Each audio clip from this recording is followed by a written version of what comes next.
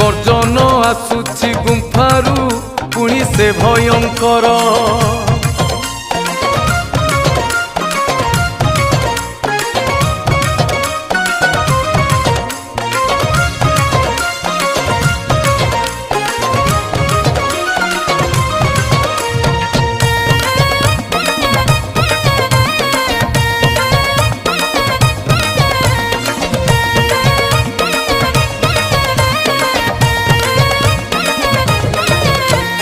जेउ स्थाने से ही महात्मा अवस्थान करिले